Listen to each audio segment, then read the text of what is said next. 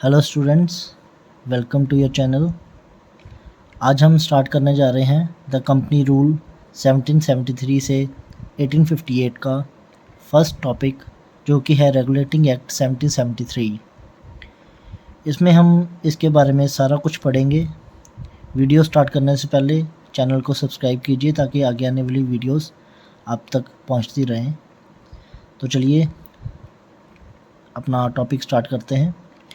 सबसे पहले हम पढ़ेंगे रेगुलेटिंग एक्ट 1773 में क्या हुआ था। जब जब ब्रिटिश क्राउन इंडिया में आ गए थे, फर्स्टली तो वो एज ए ट्रेडर आए थे, पर उसके बाद उन्होंने अपने रेगुलेशन शुरू कर दी, अपना काम करना शुरू कर दिया और इंडिया पे कंट्रोल पाना शुरू कर दिया था उन्होंने। उसी के अकॉर्डिंगली ये एक्ट सबसे पहले वो लाए थे इंडिया में। It laid the foundations of central administration in India. मतलब इस एक्ट के अकॉर्डिंग क्या हुआ था, उन्होंने अपनी जो सेंट्रल एडमिनिस्ट्रेशन की पावर्स थी वो अपने हाथ में ले ली थी। इंडिया की जितनी भी सेंट्रल एडमिनिस्ट्रेशन की पावर थी वो उनके हाथ में आ चुकी थी। आगे हम पढ़ेंगे कि company retains possessions. This act permitted the company to retain its territorial possession in India but sought to regulate the activities and functioning of company. अब जो कंपनी क्या कर रही थी, अपनी जो जितनी भी इंडिया में टेरिटोरियल पोजेशन थी उनको ले रही थी। ये एक्ट उनको परमिट कर रहा था कि वो पोजेशंस ले सकें, मतलब कब्ज़ा कर सकें सब हर चीज़ पे।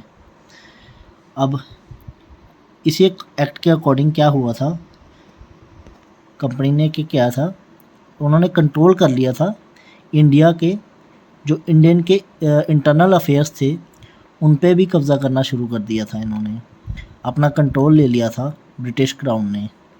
For the first time the British cabinet was given the right to exercise control over Indian affairs. मतलब जो ब्रिटिश की कैबिनेट थी उन्होंने अपनी एक्सरसाइज करनी शुरू कर दी थी इंडियन अफेयर्स पे भी। इसी एक्ट के अकॉर्डिंग इंट्रोड्यूस हुआ था गवर्नर जनरल। ये जो पोस्ट थी गवर्नर जनरल की, ये इसी एक्ट के थ्रू ही इंट्रोड्यूस हुई थी इंडिया में। अब जो पोस्ट थी गवर्नर ऑफ बंगाल की, वो चेंज हो चुकी थी किस पे, गवर्नर जनरल ऑफ बंगाल में। अब जो एडमिनिस्ट्रेशन थी वो कैसे चल रही थी, एडमिनिस्ट्रेशन चला रहा था गवर्नर जनरल प्लस उसकी काउंसिल के 4 मेंबर्स। तो सबसे पहला ये क्वेश्चन आ सकता है कि गवर्नर जनरल किस एक्ट में हुआ था इंट्रोड्यूस। गवर्नर जनरल एक्ट हुआ था रेगुलेटिंग एक्ट 1773 में, जो कि हम पढ़ रहे हैं अभी। रेगुलेटिंग एक्ट 1773 में सबसे पहले इंट्रोड्यूस हुआ था गवर्नर जनरल को। और चेंज क्या हुआ था, चेंज हुआ था गवर्नर ऑफ बंगाल चेंज हुए थे, उसकी पोस्ट का नाम चेंज हुआ था गवर्नर जनरल ऑफ बंगाल। अब ये जो एडमिनिस्ट्रेशन थी वो 5 जने चला रहे थे। फर्स्ट जो कि हेड थे गवर्नर जनरल एंड उनके 4 काउंसिल थी, 4 मेंबर्स की काउंसिल थी, वो चला रही थी। अब इसके बाद क्वेश्चन आ सकता है कि first governor general of Bengal किसे कहा गया था, वो थे Warren Hasting, governor general Warren Hasting. ये है first governor general of Bengal.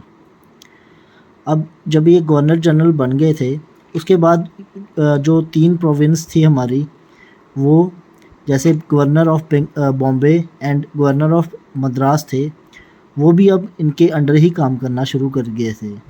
इस एक्ट के अकॉर्डिंग ये भी हुआ था कि जो governor of Madras and governor of Bombay थे वो अब वर्क करेंगे under governor general of Bengal. इस एक्ट के अकॉर्डिंग एक और जो बड़ी चीज़ हुई थी वो थी establishment of supreme court. Supreme court establish हुआ था 1774 में और फर्स्ट सुप्रीम कोर्ट था कलकत्ता में। इसमें ये जो सुप्रीम कोर्ट था उसमें ये कंप्राइज था 1 चीफ जस्टिस एंड 3 अदर जजेस। तो ये भी इम्पोर्टेंट क्वेश्चन बन जाता है कि सुप्रीम कोर्ट कब इस्टेब्लिश हुआ था और किस जगह पे हुआ था, तो ये आपको याद रखना है। अब एक और एक्ट इसके बाद जो आया था वो था 1781 का एक्ट, जिसे हम अमेंडमेंट एक्ट भी कहते हैं, अमेंडमेंट एक्ट ऑफ 1781। ये जो 1773 का एक्ट हमने पढ़ा है, इसी की अमेंडमेंट इन्होंने की थी। इसमें क्या किया था कि जो भी गवर्नर जनरल और गवर्नर जनरल की काउंसिल होगी और जितने भी सर्वेंट्स होंगे गवर्नमेंट के, ब्रिटिश गवर्नमेंट के, वो एग्जम्प्ट होंगे उनके जुरिस्डिक्शन से। वो कुछ भी कर सकते थे अपने ड्यूटीज़ निभाते हुए, मतलब अपनी ड्यूटीज़ निभाते टाइम वो कुछ भी करें तो वो उसकी सुप्रीम कोर्ट की जुरिस्डिक्शन से बाहर थे, मतलब उन पर कोई केस नहीं हो सकता था। तो नेक्स्ट हम पढ़ेंगे Pitt's India act 1784। Thank you students. अभी तक आपको कोई दिक्कत आई हो किसी भी तरह की, या मैं कुछ गलत बोला हूँ, तो आप कमेंट्स में दे सकते हैं। आगे आने वाली वीडियो होगी पिट्स इंडिया एक्ट 1784। वीडियो देखने के लिए चैनल से जुड़े रहिए, सब्सक्राइब कीजिए और लाइक कीजिए अगर वीडियो अच्छी लगी तो। Thank you.